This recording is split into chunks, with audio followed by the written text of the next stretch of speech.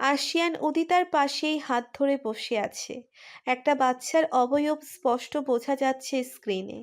উদিতার চোখে জল চলে এলো বাচ্চাকে দেখে। আশিয়ান তো আনন্দে আত্মহারা। উদিতার কপালে সন্তর্পণে চুমু খায় সে খুশিতে। ডক্টর বললেন তাদের ছেলে সন্তান হবে। এটা শোনার পর উদিতার খুশি দেখে কে? বাসায় আসার পর সবাই উদিতার সাথে কথা বলছে। ডক্টর কি বললেন সেটা জানতে চাইছেন তারা। আশিয়ান বলল তাদেরকে ডক্টর বলেছেন ছেলে বাবু হবে তাদের। একথা শুনে মিসেস ইয়াসমিন খুশিতে কেঁদে দিলেন। ডক্টর এও বলেছেন বাচ্চার পজিশন ভালো আছে, আর উদিতারও কোনো সমস্যা হবে না বাচ্চা হওয়ার সময়। এটা অবশ্যই অনেক ভালো একটা সংবাদ। আশিয়ান উদিতার কোমর জড়িয়ে ধরে নিজের কাছে টেনে নিয়ে এসে এক হাত দিয়ে ওর নাক টেনে আধুরে কণ্ঠে বলল, আল্লাহ তোমার দোয়া কবুল করেছেন, কিন্তু তুমি ছেলের মা হতে যাচ্ছ। তোমাকে তোমার ছেলে আমার থেকেও বেশি ভালোবাসবে। উদিতা মৃদু হেসে আশিয়ানের বুকে মাথা রেখে বলল, এরকম করে বলছেন কেন? আমাদের সন্তান আমাদের দুজনকেই সমানভাবে ভালোবাসবে। আমি তো চাই ঠিক আপনার মতো কিউটের ডিব্বা দেখতে হোক আমার ছেলে। আমি সব সময় আপনাকে বেশি করে দেখি, কারণ আমি চাই আমার সন্তান তার পাপার গঠনের হোক, যার মুখের দিকে তাকালে আমার আপনার কথা বেশি মনে পড়বে। আমি ততই আপনার প্রেমে পড়ব। উদিতার কথা শুনে আশিয়ান ঠোঁট এলিয়ে হাসল। উদিতাকে কোলে নিয়ে বিছানায় বসিয়ে সে ফ্লোরে হাঁটু গেড়ে বসে উদিতার ভরা পেটে কান পাতল। উদিতার পেট এখন অনেকটাই বড় হয়েছে। মাঝে মধ্যে পিচ্ছিটা কিক মারে তার পেটে। সুখের ব্যথায় উদিতা তৃপ্তির হাসি হাসে। অনুভব করে নিজের কলিজার টুকরো বাবুটাকে। আশিয়ান পেটে হাত বুলিয়ে বাচ্চার সাথে আদুরে কণ্ঠে কথা বলে। আমার আব্বুটা কেমন আছে তুমি সোনা পাপা? পাপা তোমাকে অনেক মিস করে বাবাই। কখন আসবে তুমি আব্বু? তোমার যে পিচ্ছি সোনাটার জন্য, আচ্ছা কি, আমার যে পিচ্ছি সোনাটার জন্য আর তর্স হইছে না। আশিয়ানের পাগলামি দেখে উদিতা হাসে। বাপের কথায় সায় দিয়েই যেন পেট কাঁপিয়ে একটা লাথি মারে পিচ্ছিটা। আশিয়ান তখন উদিতার ফর্সা উন্মুক্ত পেটের দিকেই তাকিয়েছিল। সে স্পষ্ট ছোট একটা পা দেখতে পেল। উদিতা মৃদু আর্তনাদ করে উঠে পেটে লাথি খেয়ে।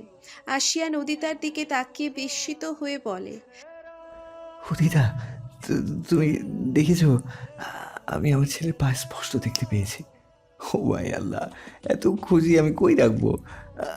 আমার ছেলের পা দেখেছি আজ।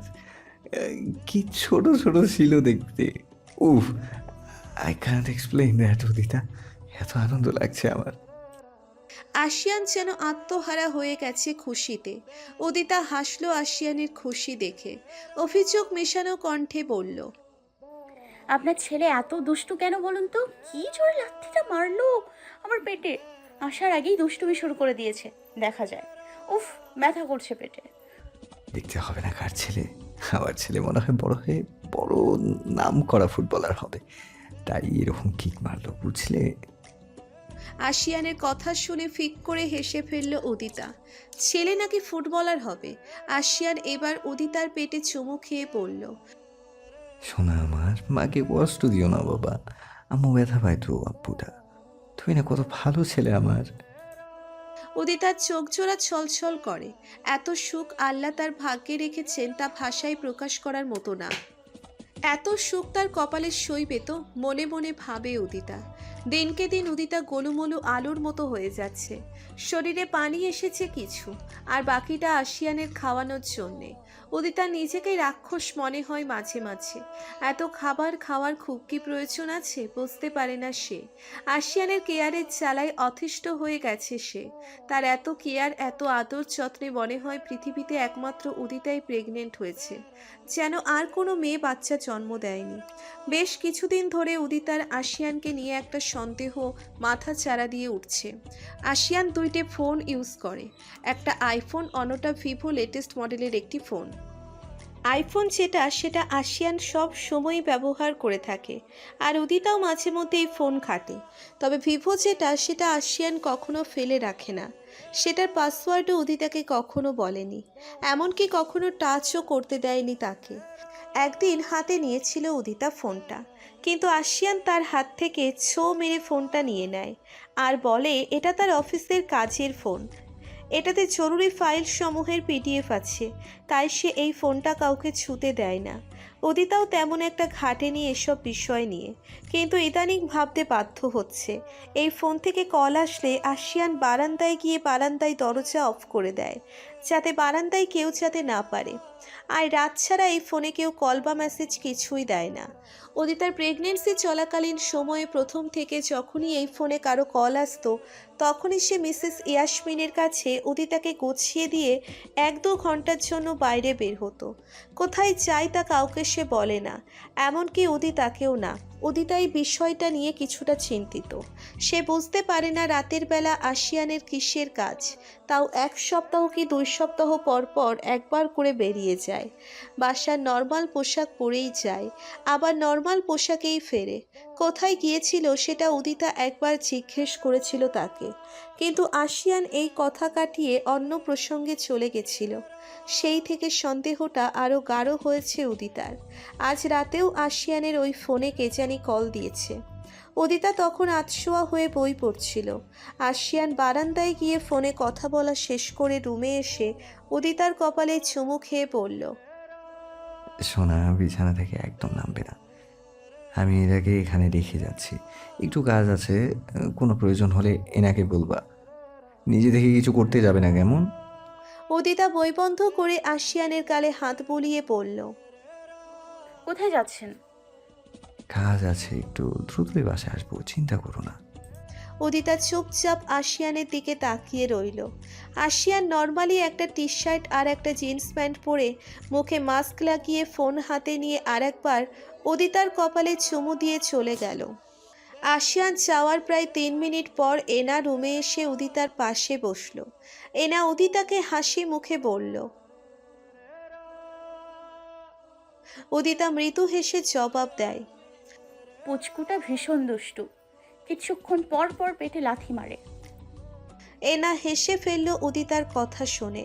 উদিতা একটু চুপ থেকে জিজ্ঞেস করলো, আপু, আসলে একটা কথা জানতে চাই। উনি এভাবে মাঝে মধ্যে কোথায় যান আর রাতের বেলা, তুমি জানো? এনা এক মুহূর্ত চুপ থেকে তারপর বলল,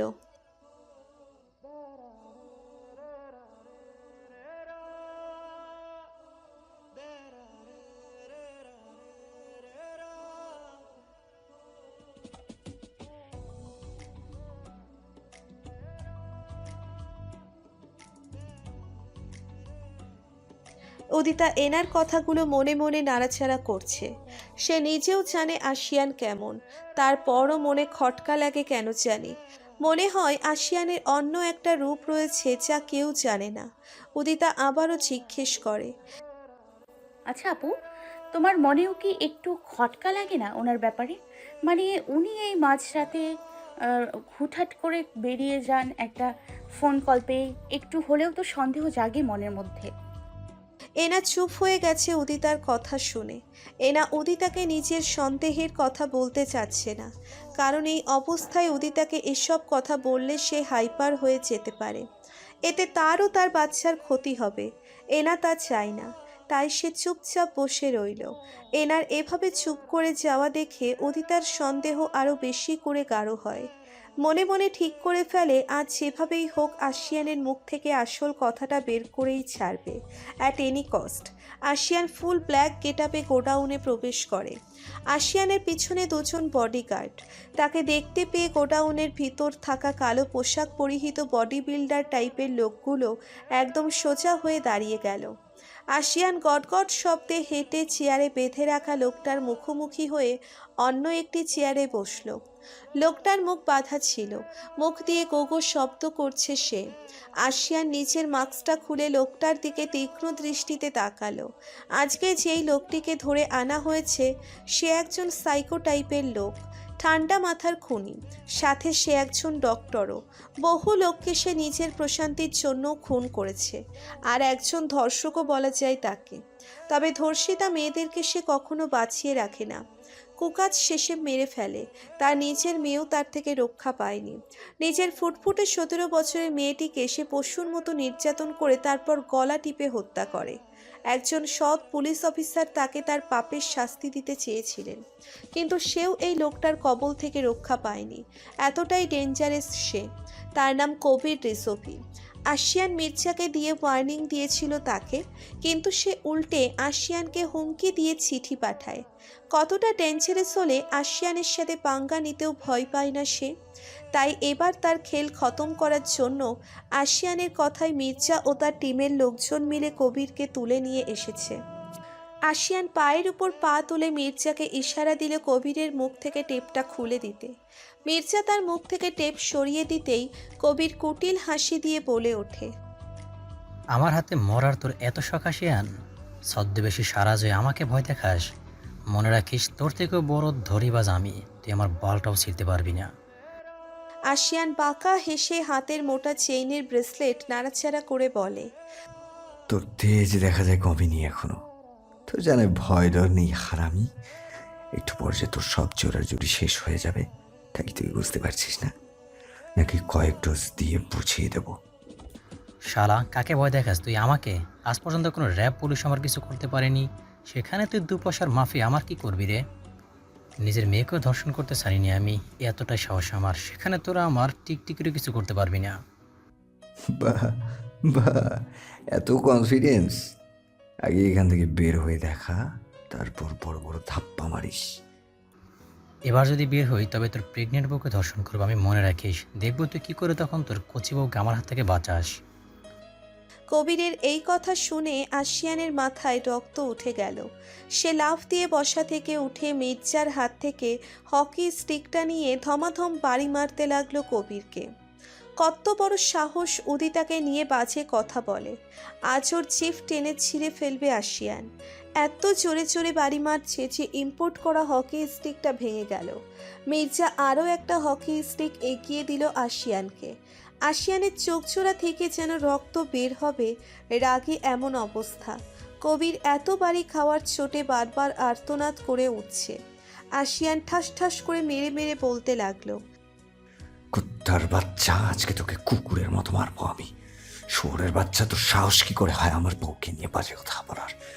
আজ তোর জিভটা আমি কেটে নেবো, হারামজাদার বাচ্চা।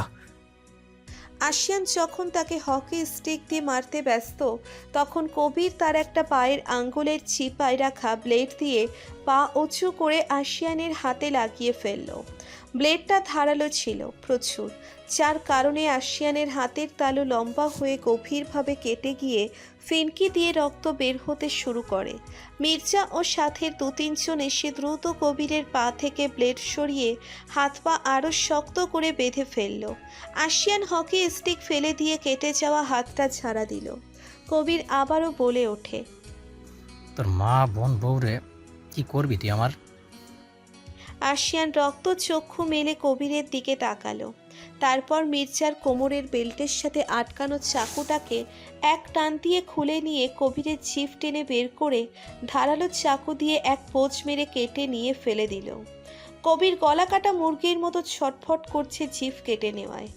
আশিয়ানের হাতের রক্ত আর কবিরের জিভ কাটার রক্ত সব মিলিয়ে একাকার অবস্থা।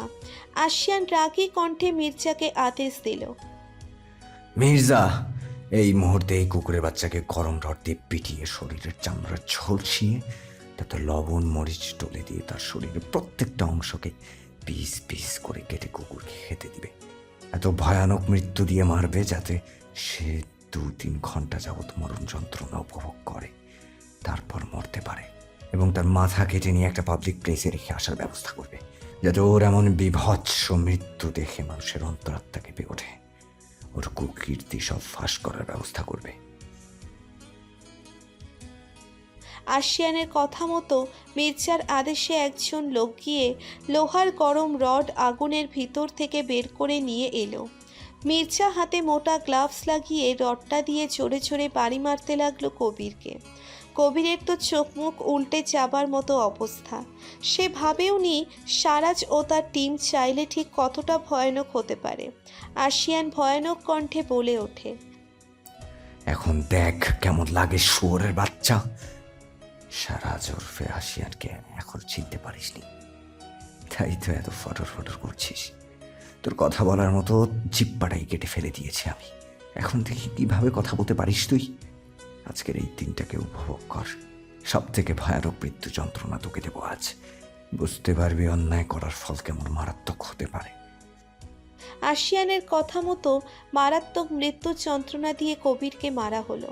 তার শরীরের প্রত্যেকটা অংশকে পিস পিস করে কেটে বস্তাতে ভরে দু একজন মিলে জঙ্গলে ফেলে এলো। রাতে কুকুর হায়নারা মিলে ছিঁড়ে খুঁড়ে খাবে। এবং মাথাটা একজন নিয়ে গেল পাবলিক প্লেসে রেখে আসার জন্য। আরও দুজন কবিরের সমস্ত কুকীর্তি ফাঁস করার জন্য চলে গেল। আশিয়ান কাজ শেষ করে পরবর্তী টার্গেট যে তার কথা মির্জাকে বলে তারপর গোডাউন থেকে বেরিয়ে এলো। নর্মাল গেটআপে একটা ফার্মেসিতে গিয়ে হাতটা ব্যান্ডেজ করিয়ে তারপর বাসার উদ্দেশ্যে রওনা দিল সে। রাত 11:30টার দিকে আশিয়ান বাসায় ফেরে। রুমে এসে দেখে উদিতা ঘুমিয়ে আছে আর এনা তার পাশে শুয়ে ফোন টিপছে। আশিয়ানকে দেখে এনা শোয়া থেকে উঠে বসলো। তারপর ভাইকে বলে রুম থেকে বেরিয়ে গেল। আশিয়ানের আসার কথা শুনে উদিতার ঘুম ভেঙে যায়। উদিতাও শোয়া থেকে উঠে বসে। আশিয়ান কিছু না বলে ওয়াশরুমে গিয়ে ফ্রেশ হয়ে আসে। উদিতা তখনও আশিয়ানের ব্যান্ডেজ করা হাতটা দেখেনি।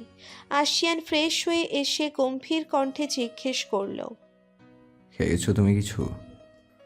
জি, মা খাইয়ে দিয়েছে। গুড।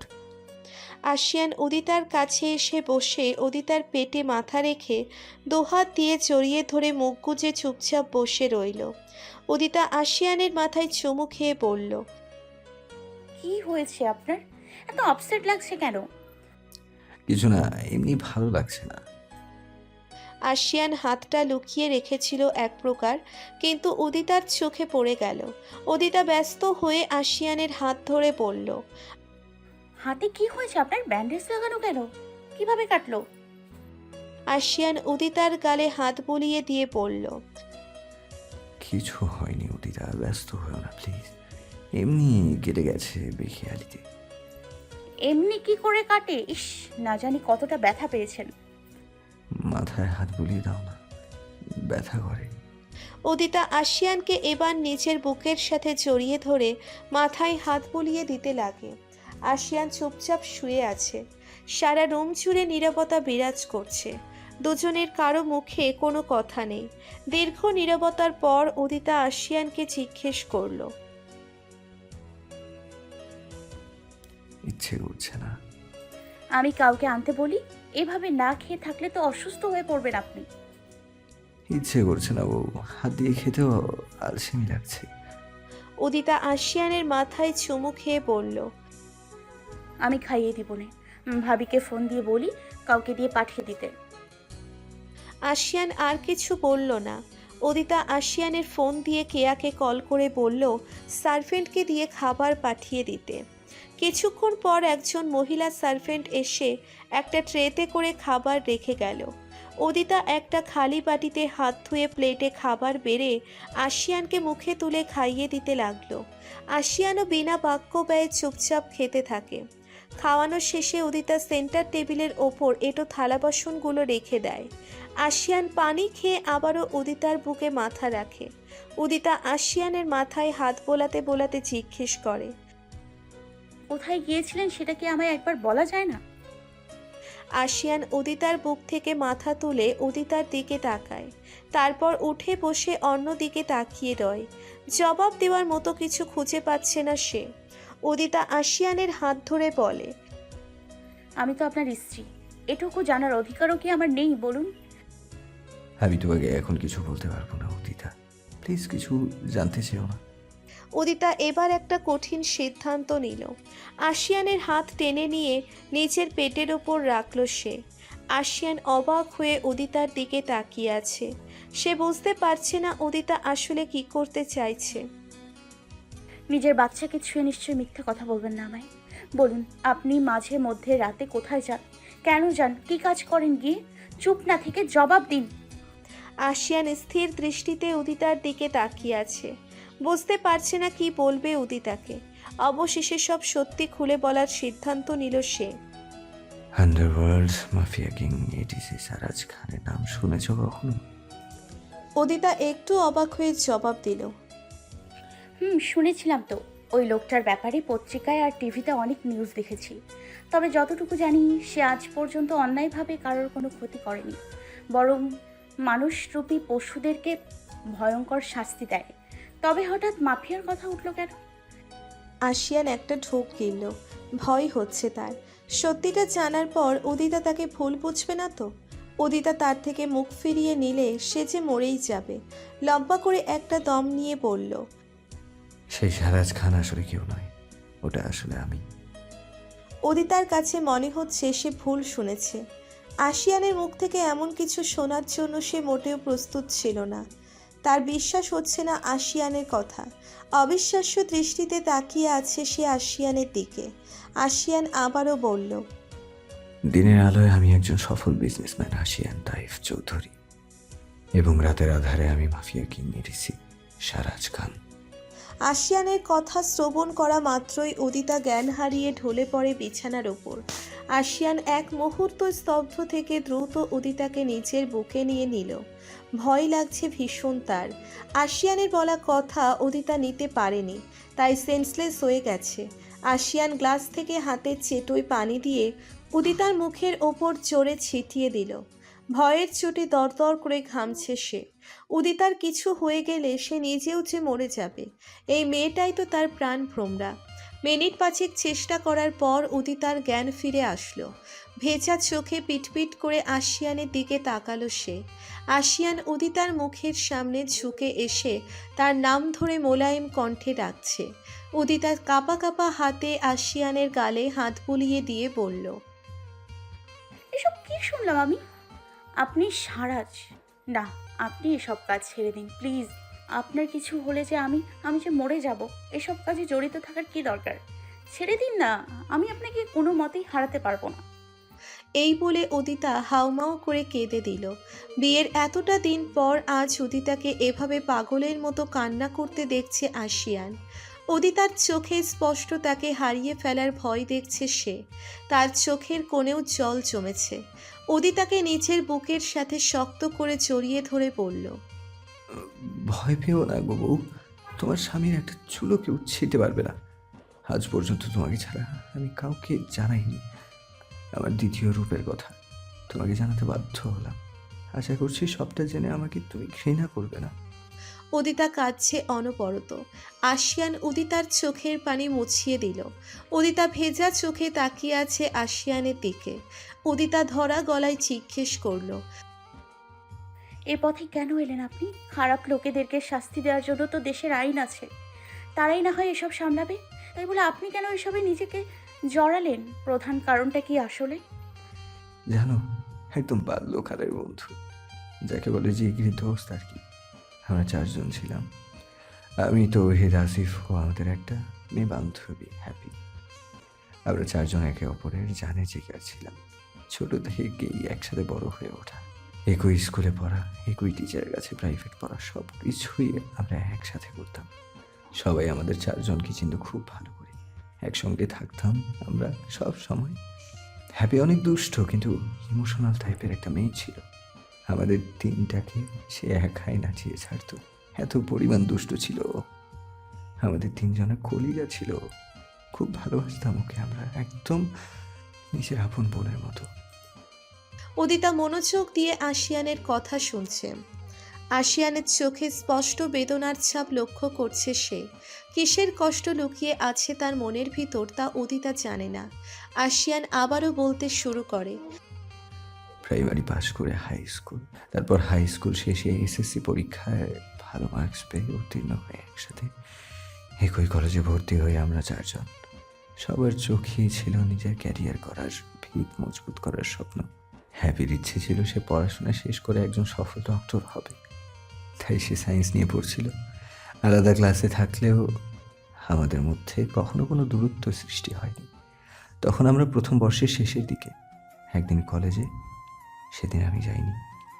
তৌহিদ আর আসিফ কলেজে গিয়েছিল, হ্যাপিও ছিল। হ্যাপি সেদিন প্রথম ক্লাসটা শেষ করেই বেরিয়ে গিয়েছিল কলেজ থেকে, কারণ ওর শরীর খারাপ লাগছিল খুব। তাই তৌহিদ আর আসিফের অপেক্ষাও করতে পারেনি। যদি করতো হয়তো আজও সে আমাদের মাঝে থাকতো। এই বলে আশিয়ান চুপ করে গেল। তার বলতে প্রচুর কষ্ট হচ্ছে, কান্নারা দলা পাকিয়ে আটকে গেছে গলার ভেতর। ভীষণ কষ্ট হচ্ছে তার। সেই দিনগুলোর কথা মনে পড়ে গেছে। উদিতা আশিয়ানের গালে হাত বুলিয়ে জিজ্ঞেস করল। তারপর কি হয়েছিল ওনার? আশিয়ান বহু কষ্টে জবাব দিল। ধর্ষণ। সেদিন ওরা আমার বোন সমতুল্য বান্ধবীটাকে ছিঁড়ে ঘুরে খেয়েছিল অদিতা। ওদের মনে একটুও মায়া হয়নি আমার হ্যাবিটার জন্য। নিষ্পাপ মেয়েটাকে ওরা সেদিন মেরে ফেললো অদিতা, মেরে ফেললো। এই বলে আশিয়ান কাঁদতে লাগলো। আশিয়ানের কান্না দেখে উদিতাও কান্না করে দিয়েছে। পুরনো ক্ষত আবারও তাজা হয়েছে তার। বোন সমান বন্ধুকে হারানোর কষ্ট আজও ভুলতে পারে না আশিয়ান। মাঝে মধ্যেই তার সব ফাঁকা মনে হয়। তৌহিদ আর আসিফের সাথে যখন সে একত্রে আড্ডায় মিলিত হয়, তখন অনেক বেশি করে মনে পড়ে হ্যাপির কথা। সেদিনের দুর্ঘটনায় ওরা তাদের জিগরি দোস্তটাকে হারিয়ে ফেলল। আশিয়া নিজেকে সামলে আবারও বলে ওঠে। সেদিন রিক্সা না পেয়ে নির্জন রাস্তা ধরে বাসার দিকে হেঁটে যাচ্ছিল হ্যাপি। একদল বখাটে ছেলে পিছনে তার। রাস্তা একদম ফাঁকা ছিল। সেই সুযোগে ওই নরপশুরা হ্যাপিকে একা পেয়ে জোর করে ধরে নিয়ে যায়। সারা রাত মেয়েটাকে মিলে ওরা সবাই গণধর্ষণ করে। এত এত নির্যাতন সইতে না পেরে ওই দিন রাতে হ্যাপি মারা যায়। তারপরের দিন সেই নির্জন রাস্তার কোণা থেকে পুলিশ ওর লাশ উদ্ধার করে। এটুকু বলে আবারও চুপ করে যায় আশিয়ান। আবারও ধরে আসছে তার গলা। গ্লাস থেকে ঢকঢক করে সব পানি খেয়ে নেয় সে এক নিঃশ্বাসে। তারপর লম্বা এক শ্বাস নিয়ে আবারও বলে ওঠে। ওর মৃত্যুটা স্বাভাবিকভাবে মেনে নিতে পারিনি আমরা কেউ। আমাদের সকলের মাঝে নেমে এলো শোকের ছায়া। হ্যাপি তার মা বাবার বড্ড আদরের মেয়ে ছিল। আন্টি হ্যাপির মৃত্যু মেনে নিতে পারেননি, তাকে নিয়ে স্ট্রোক করে বসেন। এতে ওনার এক পাশ প্যারালাইজড হয়ে যায়। আঙ্কেল যেন অকুল পাথারে পড়েছিলেন। একদিকে মেয়ের এমন অস্বাভাবিক মৃত্যু, অন্যদিকে স্ত্রীর এমন অবস্থা। সব মিলিয়ে উনি ডিপ্রেশনে চলে গেলেন। হ্যাপির বড় ভাই তাদের দুজনকে সামলাতে হিমশিম খাচ্ছিলেন। তাও বোনের সাথে ঘটা অন্যায় সুবিচার চেয়ে মামলা দায়ের করেন তিনি। হ্যাপি আপুর খুনিদের কি পরে শাস্তি হয়েছিল? এই বখাটে ছেলেরা বড় লোক বাবার বিগড়ে যাওয়া সন্তান ছিল, আর ওরা রাজনীতির সাথে যুক্ত ছিল। তাই পুলিশ ওদের ধরলেও কারোর শাস্তি হয়নি, বরং কয়েকদিন পর ঠিকই ক্ষমতার জোরে ওরা জেল থেকে বেরিয়ে গিয়েছিল। পুলিশ যেন তাদের হাতের পুতুল। ওরা কিছুই করেনি। রাগী দুঃখে হ্যাপির ভাই ওনার মা বাবাকে নিয়ে দেশের বাইরে চলে যান। পরিস্থিতি আবার আগের মতো স্বাভাবিক হয়ে গেল, যেন কিছুই হয়নি। অপরাধীরা অপরাধ করে পার পেয়ে গেছে, অথচ আবার নিঃসব বোনটি অকালে দুনিয়া থেকে চলে গেল। একটু চুপ থেকে আবারও বলে। সবাই সবকিছু ভুলে গেল, আমি ভুলিনি। আমার ভেতর প্রতিশোধের আগুন জ্বলতে লাগলো। আস্তে ধীরে মাফিয়ার লাইনে চলে এলাম। চিন্তা করলাম, যে দেশের শাসন ব্যবস্থা এত নড়বড়ে, সে দেশে আমি আমার মতো করে অপরাধীকে তার প্রাপ্য শাস্তি দিব। আস্তে ধীরে একটা গ্যাং গড়ে ওঠে আমার নিজের নেতৃত্বে। সর্বপ্রথম একটা সন্ত্রাসী ও সর্বগ্রাসী এমপিকে টার্গেট করি মারার জন্য। এই এমপিকে মারার পর দেশে হই হই রব পড়ে যায়। তখন রটিয়ে দিতে বললাম আমার ছদ্মনামকে। সেই থেকে আমি সারাজ নামে পরিচিত। তারপরে টার্গেট ছিল ওই নরপশুরা। প্রত্যেকটার ছবি সহ ডিটেলস আমার কাছে সংরক্ষিত ছিল। আমার সহকারী মির্জা ও কয়েকজন বিশ্বস্ত লোক মিলে টার্গেট অনুযায়ী একজন একজন করে ধরে নিয়ে আসে। নিজের হাতে তাদের মনের খায়েশ মিটিয়ে শাস্তি দেই আমি। যদিও নিজের হাতে খুন করিনি, মির্জা তাদের সবাইকে মেরেছিল, কিন্তু আমি আমার বেস্ট ফ্রেন্ডের মৃত্যুর প্রতিশোধ নিয়েছি। আমি সফল হয়েছি অতীতা। যারা আমার হ্যাপিকে কষ্ট দিয়ে মেরেছিল, তাদেরকে এর থেকেও 1000 গুণ কষ্ট দিয়ে কুকুরের মতো মেরেছি। দেশের আইন যেখানে ঘটনাটা ধামাচাপা দিয়ে দিয়েছিল, সেখানে আমি এই ঘটনা আবার উন্মুক্ত করে নরপশুদেরকে মেরেছিলাম। বাংলাদেশের সবাই দেখেছিল তাদের লাশ। ভয়ে আতকে উঠেছিল সেই দিন সবাই। উদিতা আশিয়ানের দিকে এক দৃষ্টিতে তাকিয়েছিল। হ্যাপির জন্য ভীষণ কষ্ট হচ্ছে তার। মেয়েটা অকালেই দুনিয়া থেকে ঝরে গেল কয়েকটা মানুষরূপী জানোয়ারের কারণে। আশিয়ান পলকহীনভাবে ড্রেসিং টেবিলের নিচের ড্রয়ারের দিকে তাকিয়ে আছে। মনে মনে স্মৃতি রোমন্থন করছে সে তাদের বন্ধুত্বের। কত মিষ্টি মিষ্টি মুহূর্ত ছিল সেসব। আর কি সেই দিনগুলো ফিরে আসবে? কলিজার টুকরো বান্ধবীটা তাদের ছেড়ে চলে গেল দূর আকাশে। ওর মৃত্যুর বেশ কতগুলো বছর চলে গেছে ঠিকই, কিন্তু তারা কেউ তাকে আজও ভুলতে পারেনি, আর না ভবিষ্যতে কখনো ভুলতে পারবে।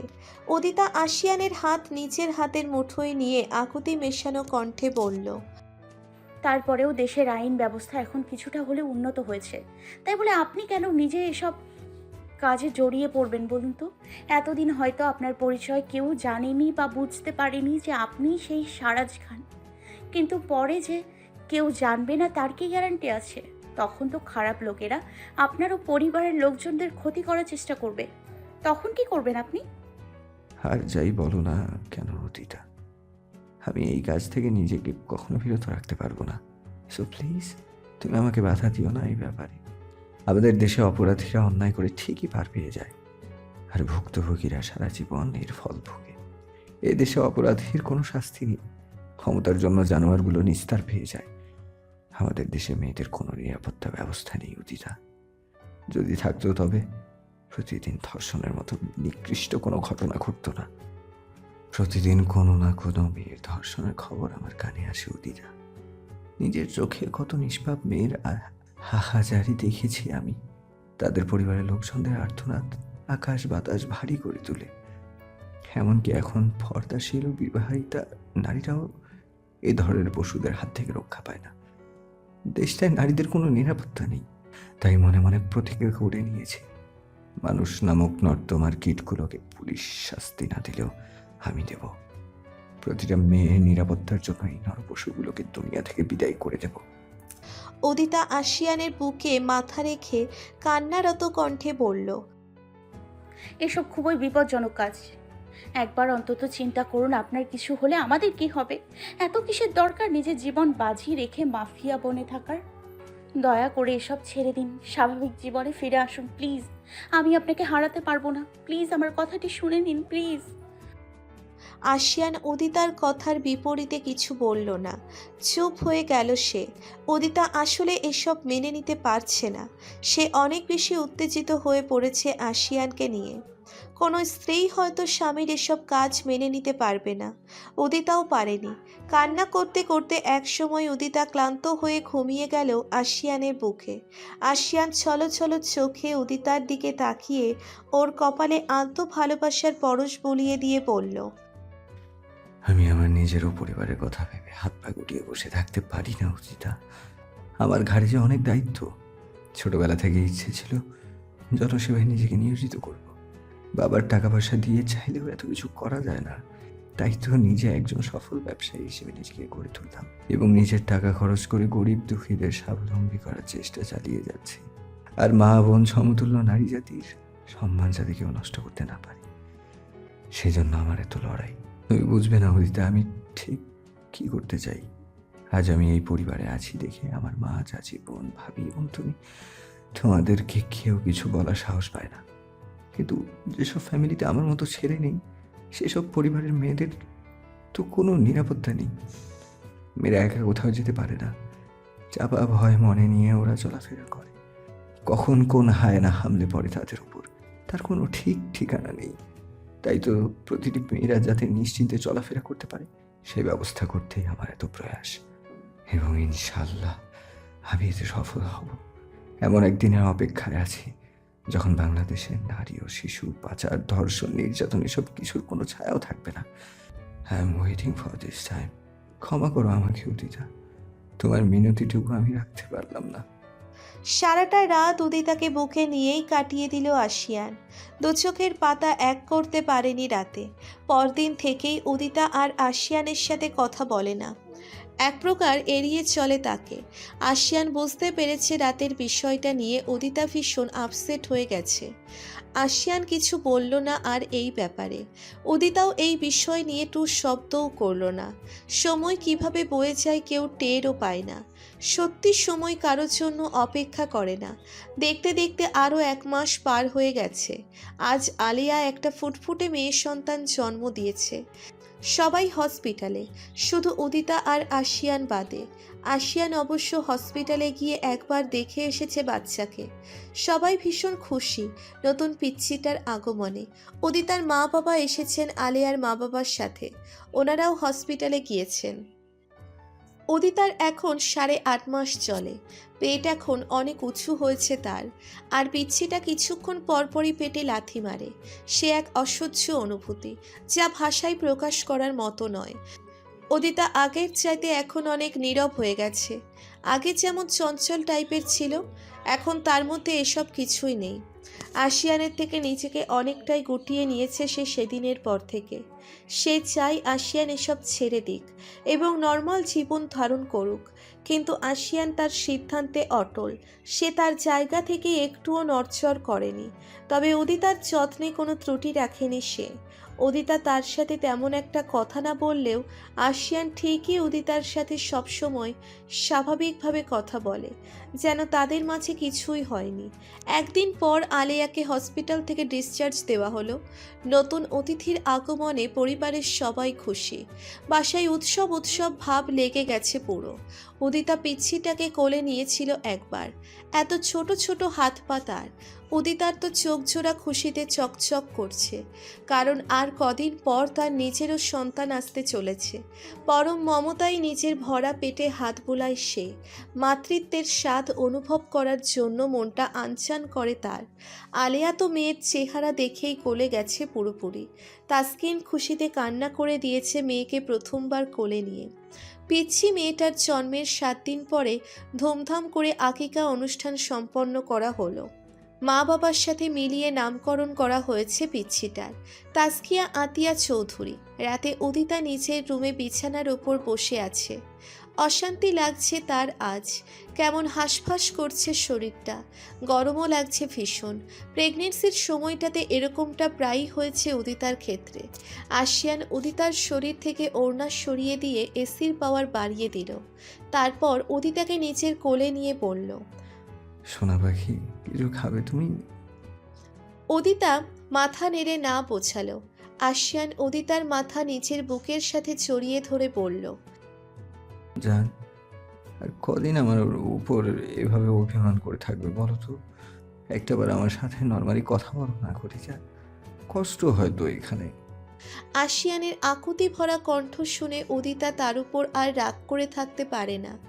আশিয়ানের বুকে মুখ লুকিয়ে চোখের জল ফেলতে থাকে নীরবে। আশিয়ান বুঝতে পারে যে উদিতা কাঁদছে। আশিয়ান উদিতার কপালের ওপর থেকে বেবি হেয়ারগুলো সরিয়ে দিয়ে হাসি মুখে বলে, এত ভয় পাও কেন বউ? 5-6 বছর ধরে আমি এই প্রফেশনে আছি, আজ পর্যন্ত কেউ জানতে পারেনি যে সারাজ খান আসলে কে, কি তার আসল পরিচয়। এতই সূক্ষ্ম রূপে কাজ করি আমরা, আমাদের পরিচয় এত সহজে কেউ জানতে পারবে না, আর না কেউ কখনো আমার ক্ষতি করতে পারবে। তারপরেও তুমি অহেতুক এত ভয় পাও আমাকে নিয়ে। তোমার স্বামী এত কাঁচা খেলোয়াড় নয় গো। জুডো, মার্শাল আর্ট, কুংফু এসব কিছু শিখে এসে তারপর কাজে নেমেছি। বুদ্ধির প্যাচ গেমে প্রত্যেকবার নিজের কুটিল বুদ্ধির পরিচয় দিয়ে প্রথম স্থান অর্জন করেছি। এই পর্যায়ে আজ আমি এমনি এমনি আসতে পারিনি বউ।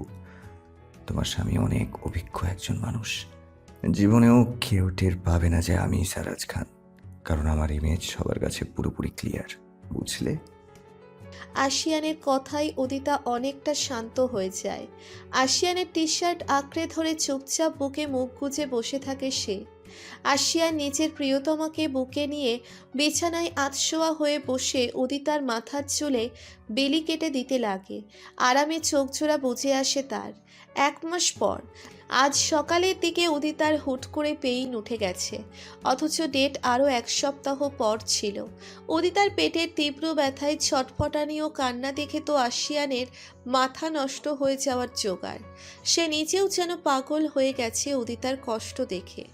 আশিয়ান দ্রুত একটা বড় ওড়না দ্বারা উদিতার শরীর ঢেকে তাকে কোলে নিয়ে নিচে চলে আসে। তাসজিদ গাড়ির চাবি হাতে দ্রুত বেরিয়ে আসে। উদিতার হুট করে এমন অবস্থা দেখার জন্য কেউই প্রস্তুত ছিল না। আশিয়ান পাগলের মতো গাড়ির পিছনে উদিতাকে কোলে নিয়ে বসল। আশিয়ানের সাথে মিসেস ইয়াসমিন ও মিসেস তারানাও ছিলেন। বাকিরা অন্য গাড়িতে করে আসছেন। তাসজিদ দ্রুত গাড়ি স্টার্ট দিয়ে ড্রাইভ করতে লাগলো। উদিতা পেটের তীব্র ব্যথা দাঁতে দাঁত চেপে ধরেও সহ্য করতে পারছে না। অজান্তেই মুখ দিয়ে আর্তনাদ বেরিয়ে আসে তার। আশিয়ান উদিতার গালে হাত রেখে পাগলের মতো বলল, একটু সহ্য করো উদিতা, আর একটু। এক্ষুনি হসপিটালে যাচ্ছি আমরা, জাস্ট একটু ধৈর্য ধরো প্লিজ। আমি আমি আর পারছি না, ভীষণ কষ্ট হচ্ছে আমার। তাসজিদ, দ্রুত চালা, গাড়ির স্পিড বাড়িয়ে দে, জলদি হসপিটালে পৌঁছাতে হবে, আমার উদিতার কষ্ট হচ্ছে। উদিতার ব্যথা দেখে আশিয়ান পাগল হয়ে যাচ্ছে। মিসেস ইয়াসমিন উদিতার মাথায় হাত বুলিয়ে দিচ্ছেন এবং তাকে সাহস জুগিয়ে দিচ্ছেন। তাসজিদ যতটা স্পিড বাড়ানো সম্ভব ততটা স্পিড দিয়ে গাড়ি চালাচ্ছে। উদিতা আজ হাড়ে হাড়ে বুঝতে পারছে মা হওয়ার যন্ত্রণা ঠিক কতখানি কঠিন। পেটের ব্যথায় মনে হচ্ছে তার পেট এই মুহূর্তে ফেটে যাবে। উদিতা দুচোখে অন্ধকার দেখছে ব্যথার চোটে। তার মনে হচ্ছে আজই হয়তো জীবনের শেষ দিন। মৃত্যু যন্ত্রণার মতো কঠিন মনে হচ্ছে তার এই ব্যথাটা। হাড্ডি গুঁড়ো করলেও মনে হয় এত ব্যথা করবে না। খুব দ্রুতই কাছের একটা হসপিটালের পার্কিং লটে গাড়ি থামালো তাসজিদ। আশিয়ান জলদি করে গাড়ির ডোর খুলে উদিতাকে কোলে নিয়ে বাইরে বেরিয়ে এলো। উদিতা ব্যথার চোটে বেহুশ হয়ে যাচ্ছে বারবার। আশিয়ান পাগলের মতো করছে উদিতার কষ্ট দেখে। এই হসপিটালে গাইনি ডক্টর হলো আশিয়ানের মেয়ে ফ্রেন্ড চিত্রা। আশিয়ান তাকে ফোন করেছিল বাসায় থাকতে। চিত্রা আশিয়ানের কথা মতো কেবিন বুক করে সব রেডি করে নিয়েছে ততক্ষণে। আশিয়ান দ্রুত উদিতাকে কোলে নিয়ে হসপিটালের ভিতরে প্রবেশ করলো। চিত্রার সহকারী আরেক ডক্টর স্ট্রেচার নিয়ে অপেক্ষা করছে তাদের আসার। আশিয়ান দ্রুত এগিয়ে এলো সেদিকে। উদিতাকে সাবধানে স্ট্রেচারে শুইয়ে দিল সে। উদিতা বারবার আর্তনাদ করে উঠছে পেটের যন্ত্রণায়। চিত্রা ও দুজন মহিলা ডক্টর এবং 4 জন নার্স এগিয়ে আসে তাদের কাছে। উদিতার কথা অনুযায়ী আশিয়ান মেয়ে ডক্টর ও নার্সকে বলে দিয়েছে যেন তারা ওর ডেলিভারি করে। কোনো পুরুষ মানুষ যেন না ঢোকে কেবিনে। আশিয়ানের ভিতরটা ফেটে যাচ্ছে উদিতার জন্য। নিজের অজান্তেই চোখ জোড়া থেকে পানি গড়িয়ে গাল বেয়ে পড়ে তার। উদিতা এত যন্ত্রণার মাঝেও আশিয়ানের হাত টেনে নিয়ে হাতের তালুতে কয়েকটা চুমু খায়। ব্যথা ও কান্না মিশ্রিত হাসি দিয়ে অস্ফুট স্বরে বলে, অনেক ভালোবাসি আপনাকে। আশিয়ান উদিতার কপালে চুমু খেয়ে বলে, আমিও খুব ভালোবাসি আমার বহুটাকে, অপেক্ষা করছি সোনা, আমার ছেলেটাকে নিয়ে দ্রুত ফিরে আসো। চিত্রার কথা মতো দ্রুত উদিতাকে ওটির কেবিনে নিয়ে যাওয়া হয়। উদিতা ব্যথার চোটে চোখ বন্ধ করে ফেলে। আশিয়ান এক দৃষ্টিতে তাকিয়ে আছে তার প্রিয়তমা স্ত্রীর দিকে। বুক জুড়ে শূন্যতা বিরাজ করছে তার। মনে ভয়ের সৃষ্টি হচ্ছে উদিতাকে নিয়ে। হারিয়ে ফেলবে না তো আবার তার প্রাণপ্রিয়াকে? নয়তো সে নিজেও আর বেঁচে থাকতে পারবে না যে। নিঃশ্বাসটা আটকে আসছে তার অজানা আশঙ্কার কথা ভেবে। মিস্টার মোর্শেদ, মিস্টার এনামুল ও আশিয়ানের ভাইরা তাকে সান্ত্বনা দিচ্ছে বারবার, কিন্তু এসব সান্ত্বনা তার কর্ণকুহরে প্রবেশ করছে না। এক দৃষ্টিতে তাকিয়ে আছে ওটির কেবিনের দরজার দিকে। চিত্রা বলেছে উদিতার নর্মাল ডেলিভারি হবে। মিসেস ইয়াসমিন আশিয়ানের কাঁধে হাত রেখে তাকে দুশ্চিন্তা করতে মানা করেন। আশিয়ান অসহায় দৃষ্টিতে তাকায় মায়ের দিকে। এমন সময় চিত্রা বাইরে বেরিয়ে আসে এবং আশিয়ানকে বলে, আশু, তুই চাইলে ভেতরে আসতে পারিস, তোকে দেখে হয়তো উদিতার মনের ভয় কাটবে। আসলে ছুরি কাচি এইসব দেখে আতঙ্কে লাফালাফি শুরু করেছে উদিতা। তুই থাকলে মনে সাহস জুগাবে, ও বেশি ভয় পাবে না। মিসেস ইয়াসমিন ইশারা করে বললেন তাকে দ্রুত যেতে। চিত্রার কথা শুনে আশিয়ান আর এক মুহূর্ত বিলম্ব না করে ত্রস্ত পায়ে কেবিনের ভিতরে প্রবেশ করে। তার পিছন পিছন চিত্রা। উদিতাকে 2 জন নার্স ধরে রেখেছে, কারণ উদিতা প্রচণ্ড রকমের ভয় পেয়েছে। আশিয়ান দ্রুত উদিতার কাছে গিয়ে উদিতার হাত ধরে। একজন নার্স সরে যায় আশিয়ান আশায়। আশিয়ানকে দেখে উদিতা জোরে জোরে কান্না করে দিল। এই প্রথম আশিয়ানের নাম ধরে বলে, আশিয়ান, আমার অনেক ভয় করছে, প্লিজ আমাকে ছেড়ে যাবেন না, আমার কষ্ট হচ্ছে ভীষণ। উদিতার কান্না দেখে আশিয়ানও বেহুশ হয়ে গেছে। নিজেকে সামলিয়ে দ্রুত উদিতাকে এক হাত দিয়ে জড়িয়ে ধরে তাকে শান্ত করতে ব্যস্ত হয়ে পড়ে সে। আশিয়ানকে শক্ত করে ধরে রেখে থরথর করে কাঁপছে উদিতা। আশিয়ান উদিতার সাথে মৃদু স্বরে কথা বলতে শুরু করে। ডক্টররা তাদের কাজ শুরু করে দিয়েছেন ততক্ষণে।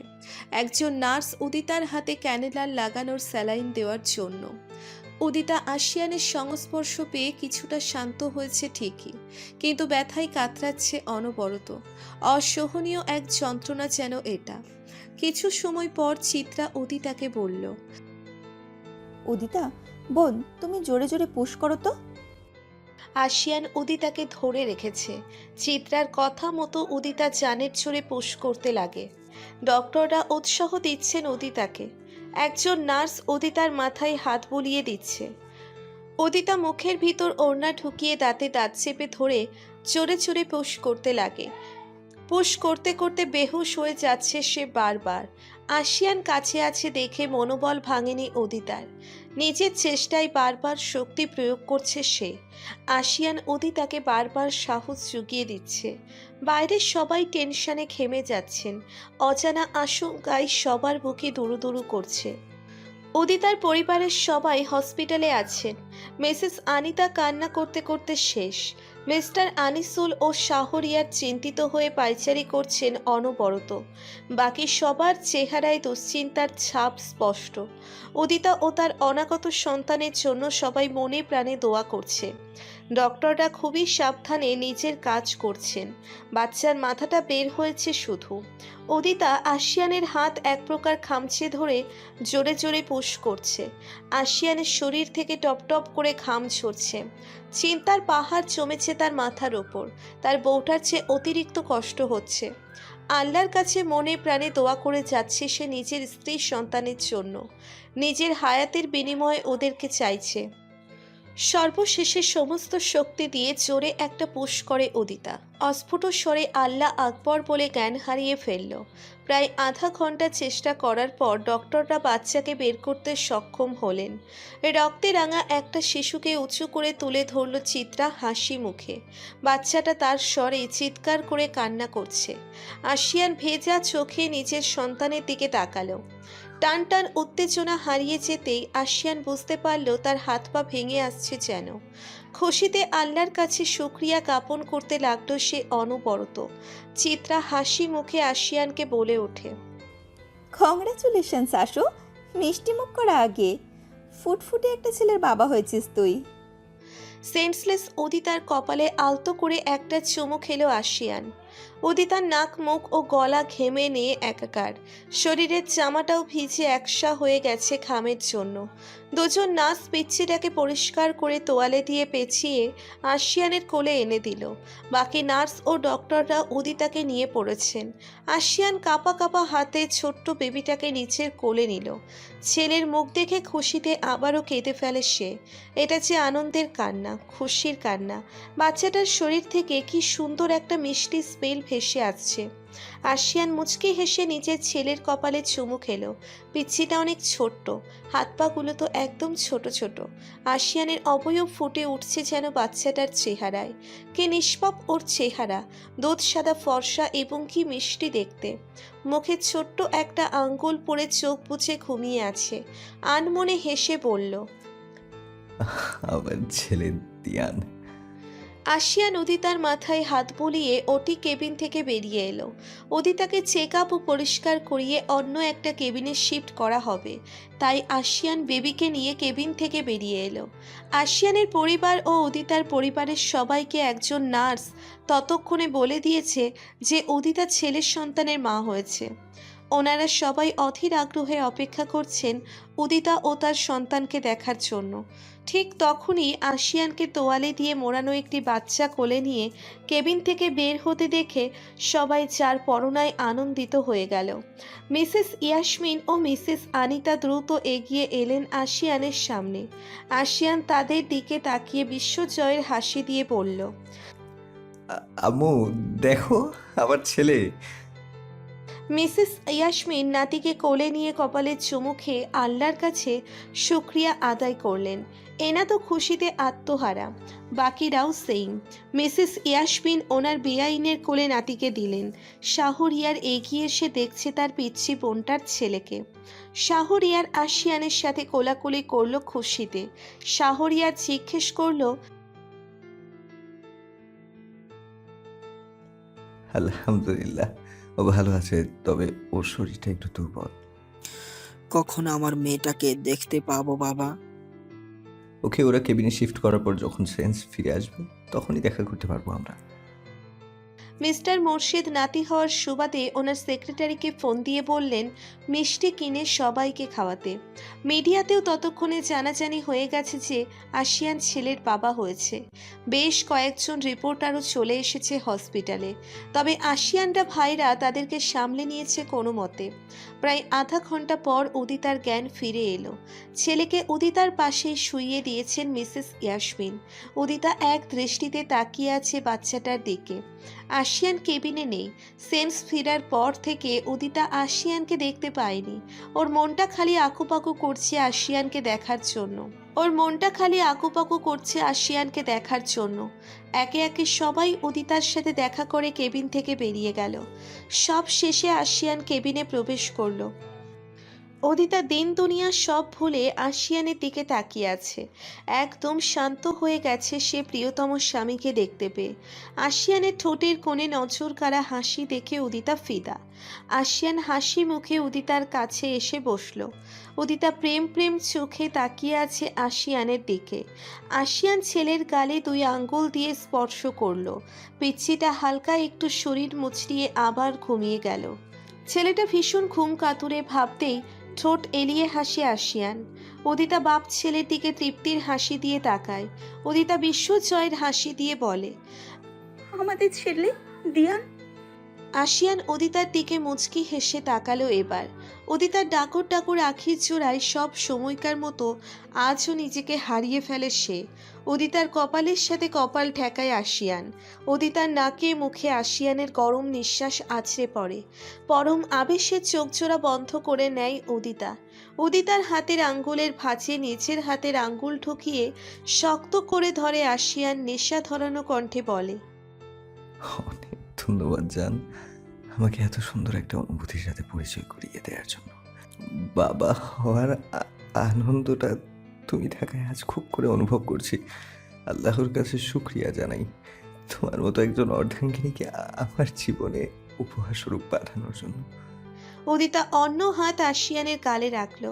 আজ প্রথম নিচে থেকে আশিয়ানের ঠোঁটে চুমু খেয়ে ফিসফিস করে বলল, বিয়ে হওয়ার আগে ভাবতাম বিয়ের পর আপনি আমাকে পছন্দ করবেন কিনা, আপনার সাথে অন্যান্য স্বামী স্ত্রীদের মতো আমার সম্পর্কটা সহজ হবে কিনা। কারণ আপনার আর আমার বয়সের পার্থক্য নিয়ে নানান জনের মুখে নানান কথা শুনেছি। পরিবারের লোকেরা হয়তো এইভাবে রাজি হয়েছেন যে আপনার মতো কোনো প্রভাবশালী লোকের সাথে বিয়ে হলে আমি অনেক ভালো থাকবো, সুখে থাকবো। কিন্তু আমি শুধু আল্লাহর কাছে চাইতাম একজন সুন্দর মনের ভালো মানুষের সাথে যেন আমার বিয়ে হয়।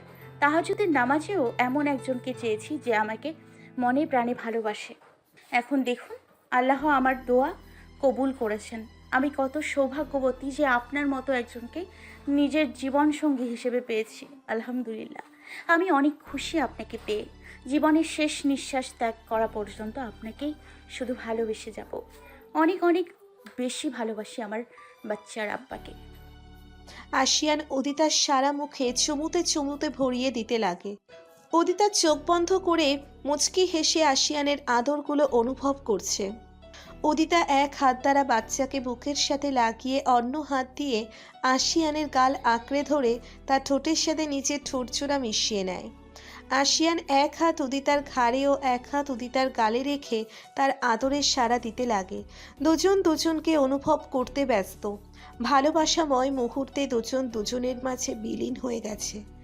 প্রায় মিনিট 10 পর বাচ্চার কান্নার শব্দ কানে আসতেই আশিয়ান উদিতার ঠোঁটজোড়া ছেড়ে দেয়। উদিতা তাকায় পিচ্ছির দিকে।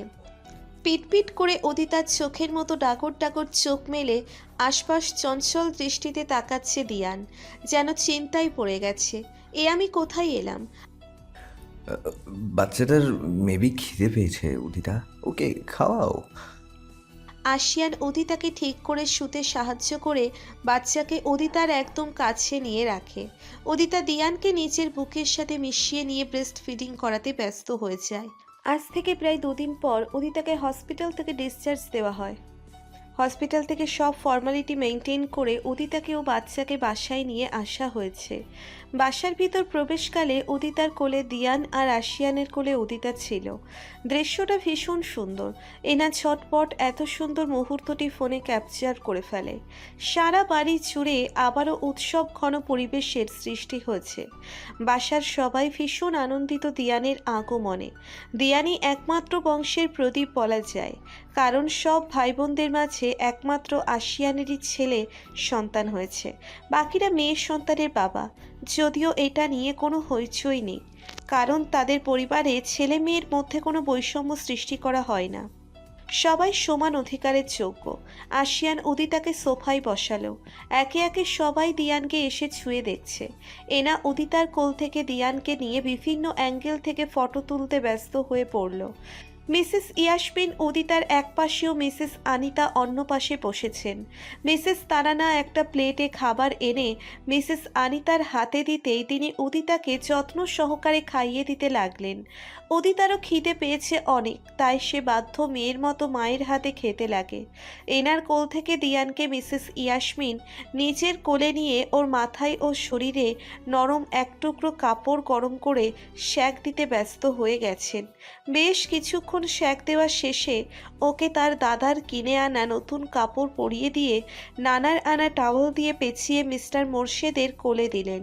মিস্টার মোর্শেদের দুই পাশে এরা তার পুতুল, ওরা বারবার তাদের ভাইকে ছুঁয়ে দিচ্ছে। মিস্টার এনামুল আতিয়াকে কোলে নিয়ে বসে বসে নাতিকে দেখছেন। কিছুক্ষণ পর আশিয়ান এসে উদিতাকে কোলে নিয়ে নিল। মিসেস ইয়াসমিনের কথা মতো উদিতাকে এখন প্রপার রেস্টে রাখতে হবে, কারণ ওর শরীর এখনও অনেক দুর্বল। উদিতা একখানে দিয়ানকে কোলে নিয়ে অন্য হাতে আশিয়ানের গলা জড়িয়ে ধরে আছে। আশিয়ান উদিতার দিকে তাকিয়ে মুচকি হেসে নিজের রুমের উদ্দেশ্যে পা বাড়ালো। রুমে এসে সারা রুমে চোখ বোলাতেই উদিতা তো শকড। আগের রুম আর এখানের রুমে প্রচুর পার্থক্য আছে। যেখানেই চোখ পড়ে খালি বাচ্চাদের জিনিস দেখতে পায় সে। বাচ্চাদের ওয়ার্ড্রপ, বাচ্চাদের খেলনা, বাচ্চাদের র্যাক, বাচ্চাদের ছোটোখাটো দোলনা, মশারি, বেবি পোষ চেয়ার, বাচ্চাদের কাঁথা, বালিশ, কোলবালিশ, হেন কোনো জিনিস কিনে আনতে বাকি রাখেনি আশিয়ান। সব কিছু সুন্দরভাবে সাজানো গোছানো আছে। বিছানার সামনে দেওয়ালে ম্যাজেন্টা কালারের ইংলিশ অক্ষরের বেলুন দিয়ে সাজিয়ে লেখা ওয়েলকাম টু হোম আওয়ার সন দিয়ান। আশিয়ানের এমন পাগলামি দেখে উদিতা হেসে ফেলল। পেচ্ছিটা ঘুমিয়ে আছে। আশিয়ান উদিতার কপালে ও বাচ্চার কপালে চুমু খেয়ে বলল, ওয়েলকাম টু আওয়ার রুম সুন্দরী। পছন্দ হয়েছে তোমার? উদিতা আশিয়ানের গালে একটা চুমু খেয়ে খুশি হয়ে বলল, ভীষণ পছন্দ হয়েছে, অনেক ধন্যবাদ আপনাকে আমাদেরকে এরকম সারপ্রাইজ দেওয়ার জন্য। আশিয়ান মুচকি হেসে উদিতাকে আস্তে ধীরে বিছানার ওপর বসালো। আশিয়ান উদিতার কোল থেকে বাচ্চাকে নিচের কোলে নিয়ে সাবধানে উদিতার পাশেই ছোট্ট একটা বালিশের ওপর ওর মাথা রেখে ঘুম পাড়িয়ে দিল। শরীরের ওপর পাতলা একটা কাঁথা দিয়ে দুই পাশে কোলবালিশ রেখে গালে চুমু খেয়ে সরে এলো সে। উদিতা গাল ফুলিয়ে আশিয়ানকে অভিযোগ করে বলল, পিচ্ছিটা এত ঘুমায় কেন? হওয়ার পর থেকেই তো খালি ঘুমোচ্ছে। এত ঘুম তো আত্মীয়ও ঘুমায়নি জন্মের পর। তাহলে আপনার ছেলে এত ঘুমকাতুরের স্বভাবের কিভাবে হলো বলুন তো?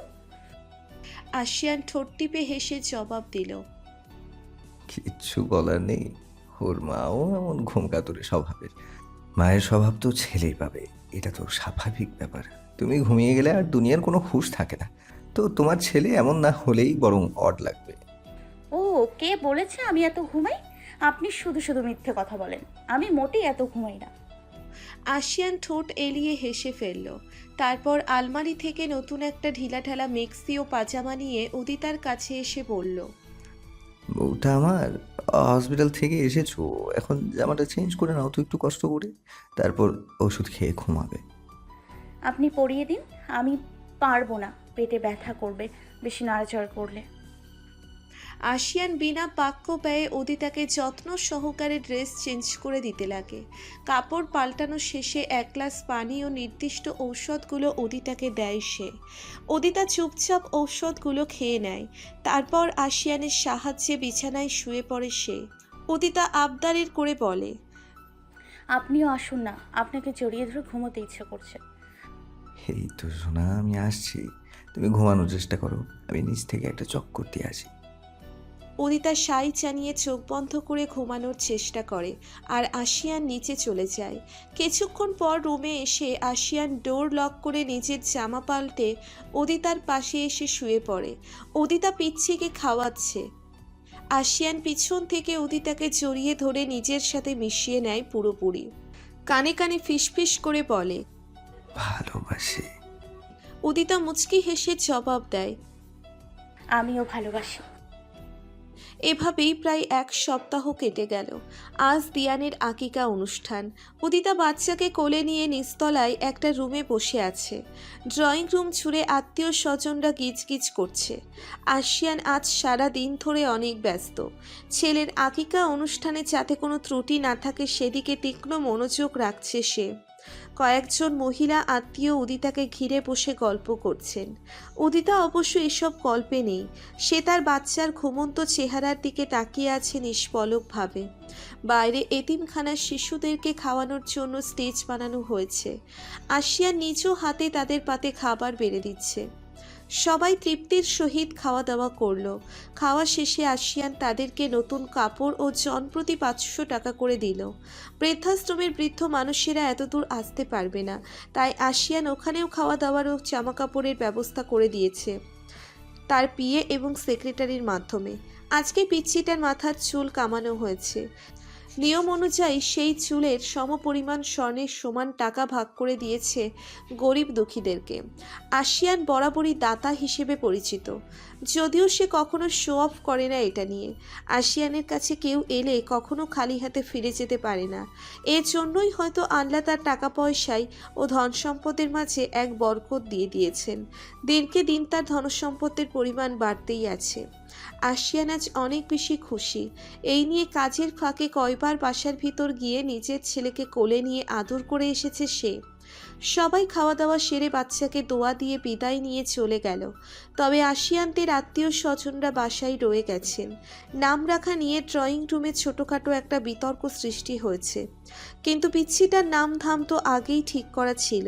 সবার কোলাহল ছাপিয়ে আশিয়ান নিজের ছেলেকে কোলে নিয়ে মুচকি হেসে বলল, আমার ছেলের নাম আমি আগেই ঠিক করে রেখেছি। তার নাম হলো দিয়ান তায়েব চৌধুরী। আশিয়ানের কথা শুনে সবাই বিনা প্রতিবাদে উল্লাস প্রকাশ করলো, কারণ সবারই নামটা অনেক পছন্দ হয়েছে। তর্ক বাদ দিয়ে সবাই আড্ডাই মজে গেল। দিয়ান আর উদিতার জন্য সবাই এত গিফট নিয়ে এসেছে। এনা আর কেয়া গিফটগুলো আশিয়ানের বেডরুমে নিয়ে গিয়ে রেখে এলো। আশিয়ান এত ব্যস্ততার মধ্যেও উদিতার খেয়াল রাখতে ভোলেনি। সে ঠিকই উদিতাকে নিজের হাতে খাবার খাইয়ে কাজে লেগেছে। এমনকি দুপুরের খাবারও সে খাইয়ে দিয়েছে তাকে। সবার সাথে অনেক আড্ডা দেওয়া হলো আজ। রাতের খাবার খেয়ে বেশ কয়েকজন আত্মীয় চলে গেলেও বাকি নিকট আত্মীয়রা রয়ে গেছেন। ওনারা 2-1 দিন হয়তো থাকবে এখানে।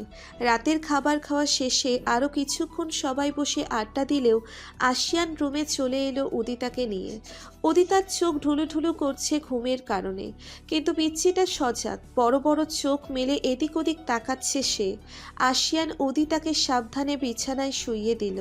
উদিতা বিছানায় শোয়া মাত্রই ঘুমিয়ে গেছে, আর আশিয়ান দিয়ানকে কোলে নিয়ে আদুরে কণ্ঠে কথা বলতে লাগলো। ছেলেটাও বাবার দিকে ড্যাব ড্যাব করে তাকিয়ে আছে। আশিয়ান ছেলের দিকে তাকিয়ে হাসলো। কপালে গালে চুমু খেয়ে নিজের বুকের সাথে জড়িয়ে ধরে বলল, আমার কলিজার টুকরো বাচ্চারা, আমার সোনা ছেলে। পিচ্ছিটা রাত 1টা পর্যন্ত সজাগ ছিল। তার সাথে আশিয়ানও সজাগ আছে। আশিয়ান এতটা সময় ছেলের সাথে কথা বলে কাটিয়েছে। তৃপ্তিতে মনটা ভরে গেছে তার।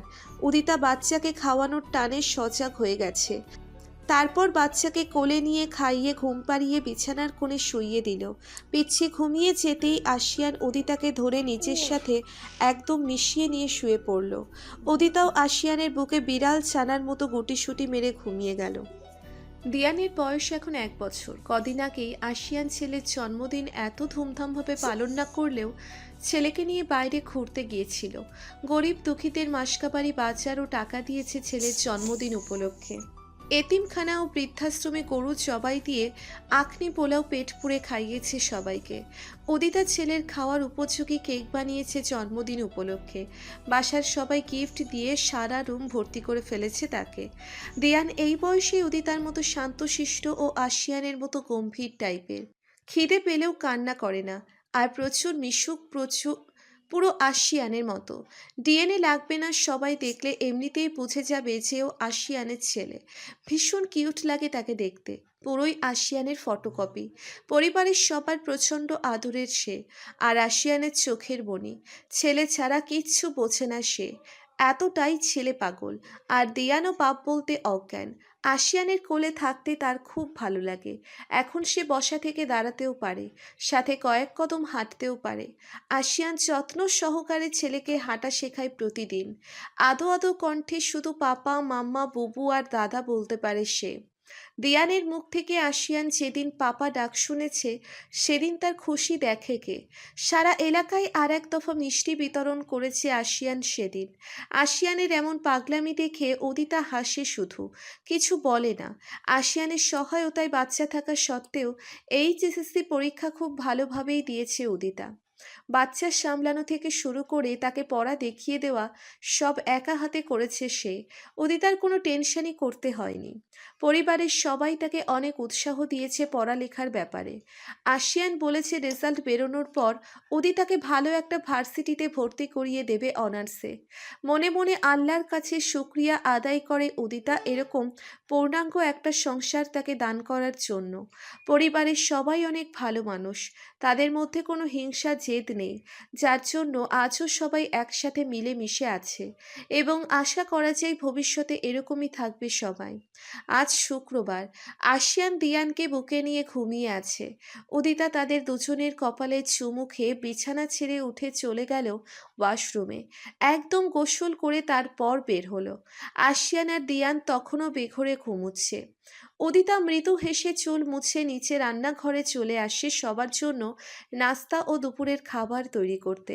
রান্নাঘরে কেয়া আর আলেয়াও ছিল। আলেয়া এখন কিছু হলেও রান্না করতে পারে। আলেয়ার মেয়ে আতিয়ার বয়স মাত্র 14 মাস হয়েছে। মেয়ে হওয়ার পর থেকেই আলিয়া পাল্টে গেছে। আগে কেমন উড়নচণ্ডী টাইপের ছিল, অথচ এখন সে পাক্কা সংসারী মেয়ে। শুধু তারিনি খালি চেঞ্জ হয়নি, সে আগের মতোই রকচটা হয়ে আছে। আলেয়া মেয়ের জন্য স্যারালাক তৈরি করছে। কেয়া বড় বড় তাজা মাছ ও মাংসগুলো একজন সার্ভেন্টকে দিয়ে কাটিয়ে নিচ্ছে। উদিতা তাদের সাথে হেসে খেলে কথা বলে সবার জন্য নাস্তা তৈরি করতে লাগে। নাস্তা বানানো শেষ হতেই রুমে চলে গেল। তার ছেলে ঘুম থেকে উঠে দুধ খাওয়ার জন্য মাকে খুঁজবে।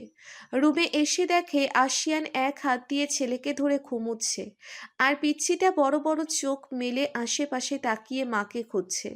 উদিতা দ্রুত গিয়ে আশিয়ানের হাত সরিয়ে পিচ্ছিকে নিজের কোলে তুলে নিল। মাকে দেখে মুখে হাসি ফুটল তার। আদুরে কণ্ঠে মাম্মা ডেকে উঠল সে। উদিতা তো ছেলেকে চুমুতে চুমুতে ভরিয়ে দিচ্ছে। পিচ্ছি ছোট ছোট 4টে ইঁদুরে দাঁত বের করে কিউটভাবে একটা হাসি দিল। ওলে আমার সোনা বাচ্চা, আম্মুকে দেখে হাসছো তুমি, তাই না? আমার বাচ্চাটা। উদিতা দিয়ানের মুখ পরিষ্কার করে ন্যাপি চেঞ্জ করে দিয়ে তারপর বুকের দুধ খাওয়াতে লাগলো। আশিয়ান তখনও ঘুমুচ্ছে। সারা রাত ছেলের সাথে সজাগ থাকে সে, তাই দিনের বেলা এত সহজে ঘুম ভাঙে না। কিছুক্ষণ পর আশিয়ান ঘুম থেকে ওঠে, আরও ঘুমাতো, কিন্তু উদিতা দুষ্টুমি করে ছেলেকে বাপের কাছে ছেড়ে দিয়েছে। পিচ্ছিটা তো সোজা বাপের গালে কপালে থাবড়া দিয়ে পাপা পাপা ডাক শুরু করেছে। তারপর নাকে ধরে দিয়েছে এক টান। ঘুম থেকে উঠবা না মানে? তোমার বাপও ঘুম থেকে উঠতে বাধ্য এমন করলে।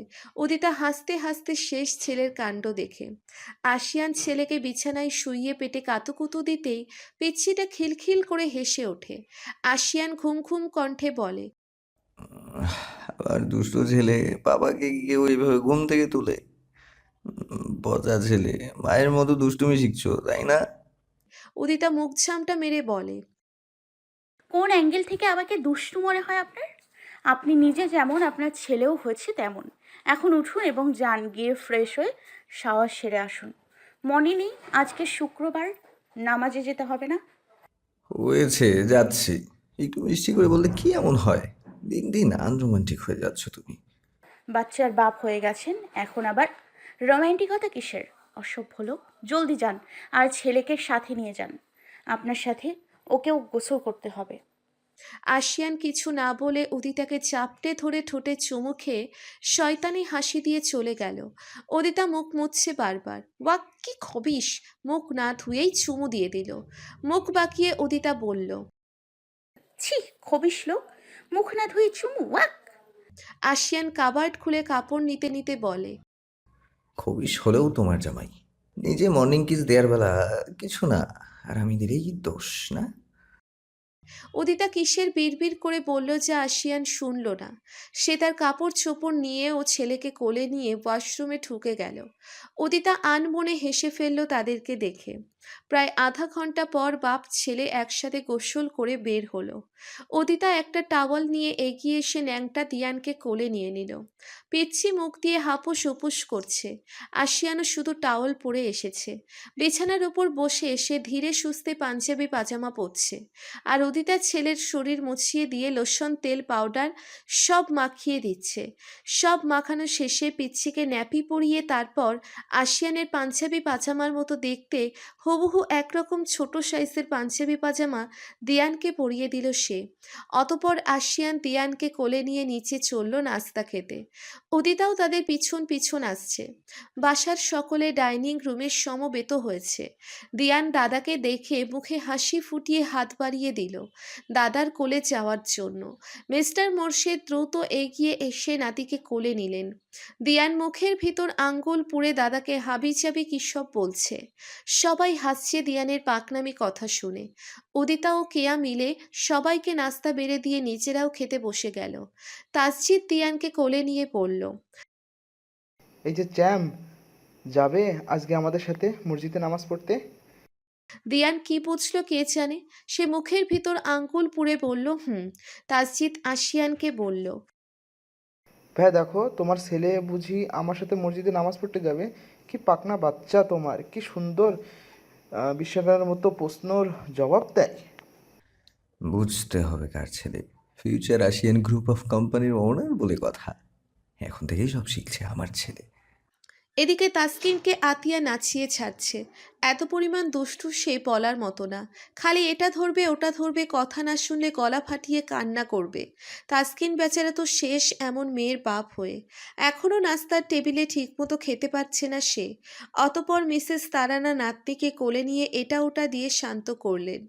নাস্তা শেষে উদিতা রুমে ফিরে এলো। বেলা 12টা বেজে গেছে, এখনই আজান দিবে। আশিয়ান দিয়ানকে কোলে নিয়ে রুমে ফিরে এলো। উদিতার কোলে দিয়ানকে দিল বুকের দুধ খাওয়ানোর জন্য। কিছুক্ষণ আগে অবশ্য স্যারেলাক খাইয়েছে তাকে উদিতা। আজ আশিয়ান ছেলেকে নিয়ে মসজিদে যাবে নামাজ পড়তে।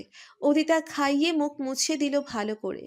আশিয়ান উদিতার কপালে চুমু খেয়ে আজলা পরে দুই গালে হাত রেখে বলল। বউ, আজকে একটু শাড়ি পরবে? খুব ইচ্ছে করছে তোমাকে শাড়ি পরা অবস্থায় দেখতে। যদি পরো তাহলে আলমারি খুলে মাছের তাকে একটা প্যাকেট রাখা আছে, দেখবে ওখানে তোমার জন্য আমার পছন্দের একটা শাড়ি আছে। প্লিজ পরিও, কেমন? উদিতা আশিয়ানের কথা শুনে মুচকি হেসে মাথা ঝাঁকালো। আশিয়ান তৃপ্তির হাসি দিয়ে উদিতার দুই গালে চুমু খেয়ে আসি বলে ছেলেকে কোলে নিয়ে রুম থেকে বেরিয়ে চলে গেল মসজিদের উদ্দেশ্যে। উদিতা তাদের দুজনের যাওয়ার পানে তাকিয়ে আছে এক দৃষ্টিতে। ওরা যাওয়ার পর উদিতা আশিয়ানের কথা মতো আলমারি খুলে নির্দিষ্ট স্থান থেকে একটা বড় শপিং ব্যাগ বের করলো। বিছানার ওপর ব্যাগটা উপর করে ঢেলে দিতেই ব্যাগের ভিতর থেকে একে একে বেশ কিছু জিনিস পড়ল। উদিতা হাতে নিয়ে দেখতে লাগলো সব। একটা লাল পাড়ের কালো শাড়ির সাথে ম্যাচিং পেটিকোট আর ব্লাউজও আছে। লাল কালোর কম্বিনেশনে 2 ডজন চুড়িও আছে, সাথে লাল গোলাপের গাজরা, লাল পাথরের কারুকাজ করা সিম্পল একটা আংটি, একজোড়া কালো স্টোনের নুপুর, একজোড়া নর্মাল লাল ডিজাইনার জুতা, ব্যাস। আর একটা চিরকুট। চিরকুট পরে উদিতা হেসে ফেলল। মনে মনে অনেক বেশি খুশি হয়েছে সে। আশিয়ানের পছন্দ কিন্তু সব সময় সেই হয়। আর আশিয়ানের করা এসব পাগলামি উদিতার অনেক ভালো লাগে। ওয়াশরুমে গিয়ে অজু করে আগে নামাজটা আদায় করে নিল উদিতা। নামাজ শেষে মুচকি হেসে দরজা লক করে ব্লাউজ পেটিকোট পরে শাড়িটা পরা শুরু করলো উদিতা। এখন শাড়ি পরতে পারে সে, আর কোনো অসুবিধে হয় না। শিখে নিয়েছে শাড়ি পরা, তাও আবার আশিয়ানের কাছ থেকে। আশিয়ান যে তাকে কতবার শাড়ি পরিয়ে দিয়েছে তার হিসাব নেই। শাড়ি পরা শেষে চুলগুলো সিঁথি করে 2 সাইড থেকে একটু ফুলিয়ে নিয়ে ক্লিপ মেরে খোপা বেঁধে তাতে আর্টিফিশিয়াল গোলাপ ফুলের গাজরাটা খোপায় পেঁচিয়ে লাগিয়ে নিল সে।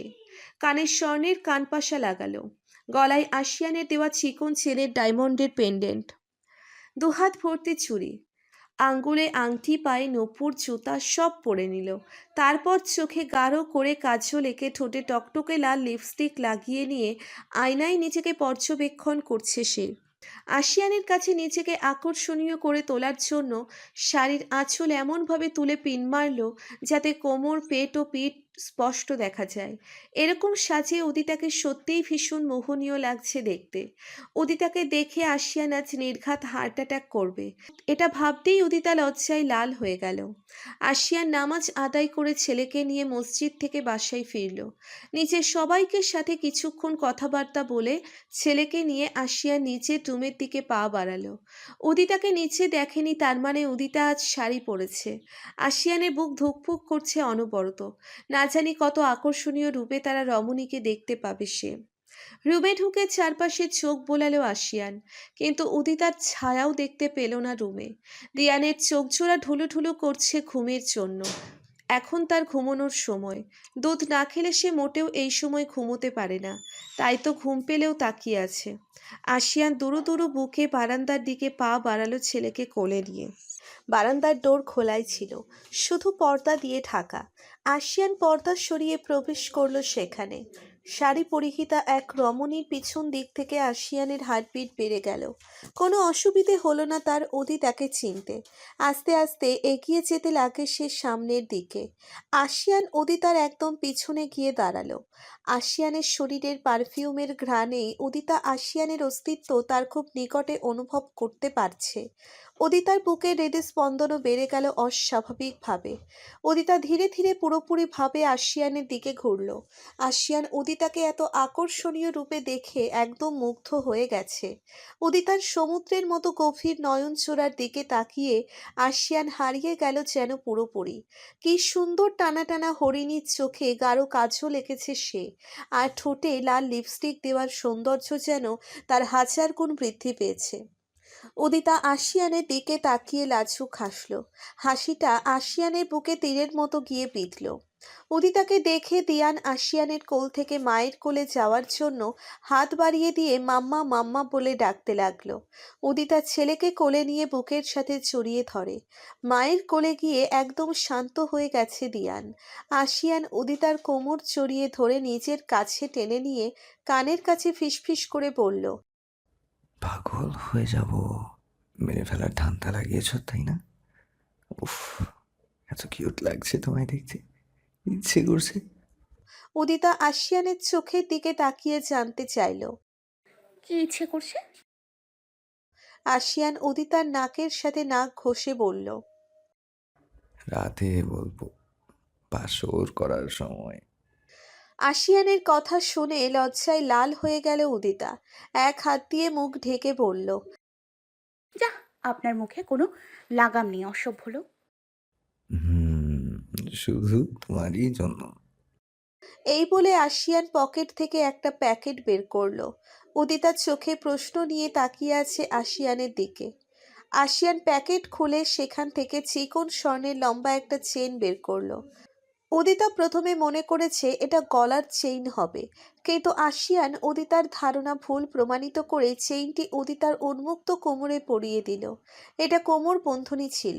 কোমর বন্ধনীটি পরিয়ে দিয়ে তারপর উদিতার কপালে চুমু খেয়ে সে বলল, এটা আমার সোনা বউটার জন্য। খালি কোমর কেমন জানি দেখায়, তাই এটা অর্ডার দিয়ে বানিয়েছি। উদিতা আশিয়ানের গালে শব্দ করে চুমু খেয়ে আদুরে কণ্ঠে বলল। ধন্যবাদ প্রিয়। আশিয়ান মুচকি হেসে উদিতাকে নিয়ে সুইমিং পুলের পাশে পা ডুবিয়ে বসল। উদিতা পিচ্চিকে খাওয়াতে ব্যস্ত হয়ে গেল ততক্ষণে।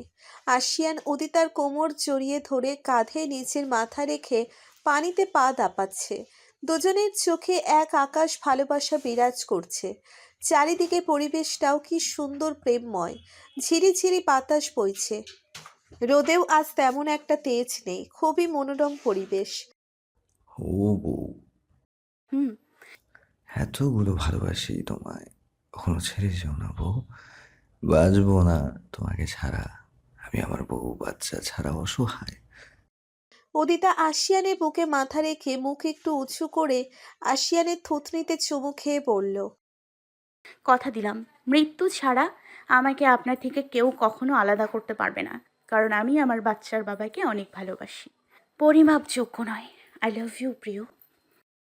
আশিয়ান মুচকি হেসে উদিতার ঠোঁটে আলতোভাবে নিজের ঠোঁট জোড়া ছই দুহাত দিয়ে শক্ত করে জড়িয়ে ধরে বলে, পুরোপুরিভাবে তোমাদের বিলীন হয়ে গেছি সোনা।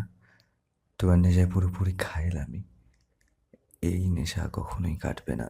প্রতিনিয়ত তোমার প্রেমে নতুন করে পড়ি আমি বউ। আজীবন তোমাকে একইভাবে কিন্তু ভিন্ন ভিন্ন রূপে ভালোবেসে যাব।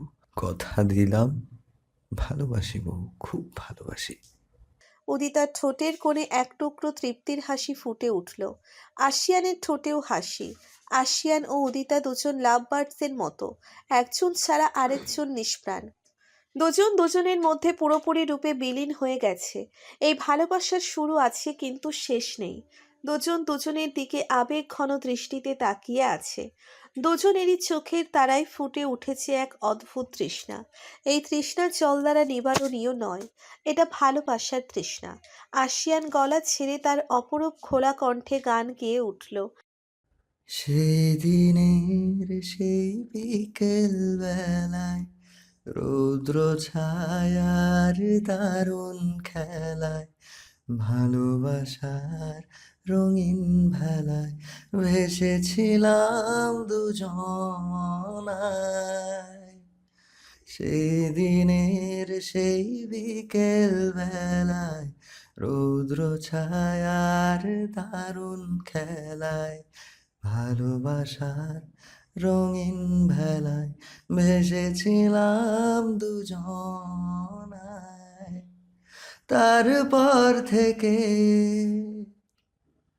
ভালোবেসে তোমাকে, ও তারপর থেকে ভালোবেসে তোমাকে, দিনকে বলি রাত, রাতকে বলি দিন। এভাবে আমি আজ তোমাতে বিলীন। তাদের দুজনের পবিত্র ভালোবাসা একই রকম ভাবে অটুট থাকবে। এই ভালোবাসা কখনো ফিকে হবার নয়, বরং যত দিন যাবে এই ভালোবাসার রং ততই আরো উজ্জ্বল হবে এবং দিন শেষে দুজন দুজনাতেই বিলীন হয়ে যাবে।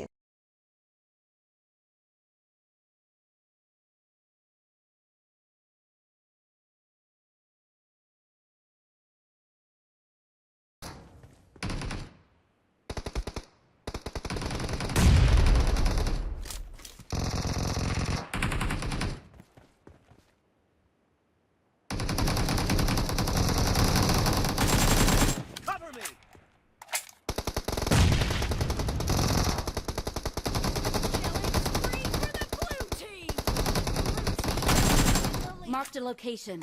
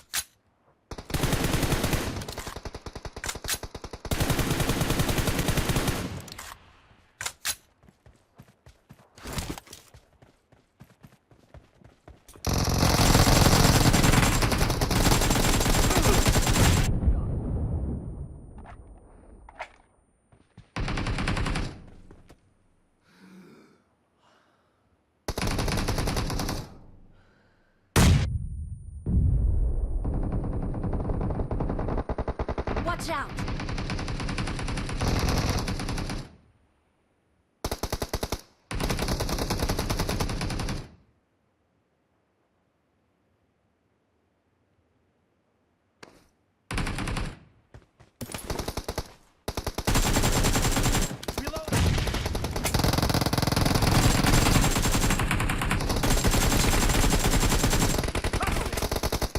Watch out!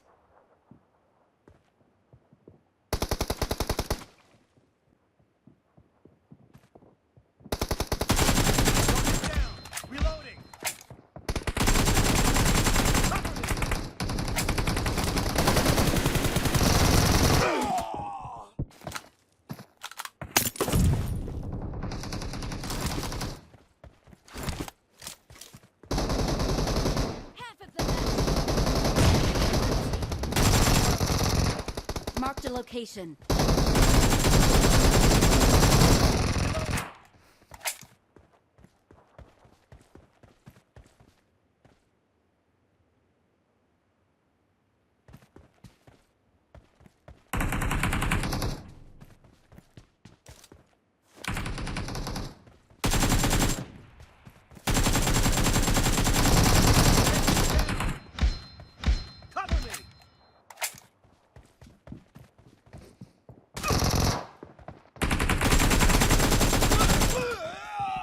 Great! You're about to win! The red team